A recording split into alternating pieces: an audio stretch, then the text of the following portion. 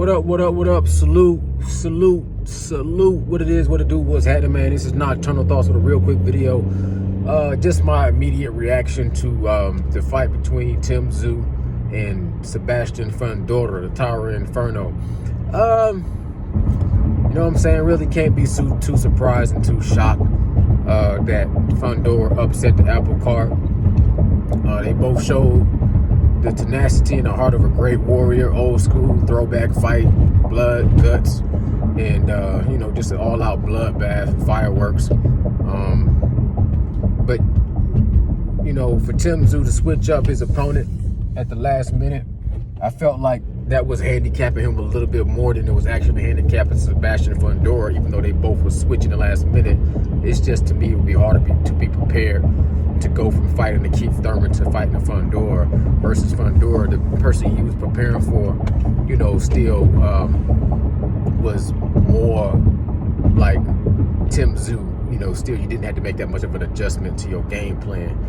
One thing I did like about Sebastian Fundora, that he used his IQ and he used his jab a lot more. He didn't give away his height advantage and go in there just trying to knock somebody out with digging, you know, hard uppercuts. He just used his jab successfully. Tim Tyzu cut above the forehead, blood dripping into the eye. It was blurry, blinding his vision. He was landing some hard shots and trying to, you know, show that heart, that heart of a, you know, pedigree that he's from, being Costa Tzu's son. But at the end of the day, he was getting outboxed by the taller, rangier fighter that was actually using his height advantage and using his long reach. So, you know, my hat goes off to both fighters. Like I said, can't be too surprised. Kind of seen it coming, but Tim Tyzu still would have been a favorite only because Sebastian Fundora was coming off of that huge KO loss. You don't know what a fighter's going to look like on their first fight back. For some reason, I was thinking he had a tune-up fight, and that really was making me think that he was going to come in this fight and be victorious, switching up on late notice. But then once I realized, after listening to a couple other videos, that this was his first fight back after, you know what I'm saying, being off for a year since his knockout, then I start to swing my thoughts back to Tim Tyzu just coming in and doing what he had to do. But that wasn't the case. You know, he got an injury. He had to try to fight through it, and at the end of the day, he came up short. He got to go back to the drawing board and figure out what his next move is going to be. And salute to Fundora. I feel like he was first to get his apple cart upset against his fight against Brian Mendoza.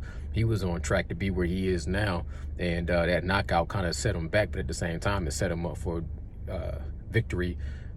Being that boxing is the art of the unexpected, the theater of the unexpected, you can go from being extremely low to extremely high in a blink of an eye. So Sebastian Fundora took advantage of his opportunity.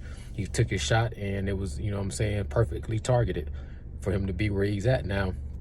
He has better options, and I'm sure we're going to be hearing about a possible rematch between him and Tim Tyzu, especially based off that injury. And then we're also going to be hearing about Fundora possibly fighting against Errol Spence, the Truth, or possibly a Bud Crawford.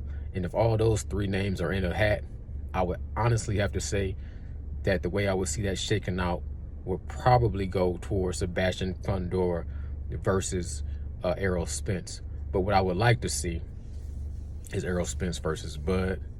But Errol Spence been out for a while now, and but they both been out for the same amount of time. But we've seen Errol Spence, you know, still have some injuries that's hindering him to some form of fashion, cataracts or whatever the case may be. But if he can come back to the ring close to 100% and get in there with a Sebastian Fundora, that would be a tall task. You know what I'm saying?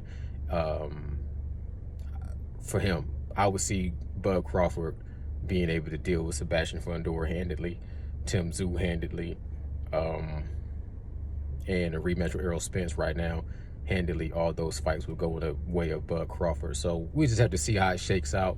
But congratulations to Sebastian Fundora. Take my hat off to you. And also, you know, Tim Tyzu showed the heart of a warrior. I wanted to see him in a fight against Jamel Charlo. So it ain't no telling what we would have got from Tim Tyzu versus Keith Thurman. I think Tim Tyzu most likely would have edged out that victory, though.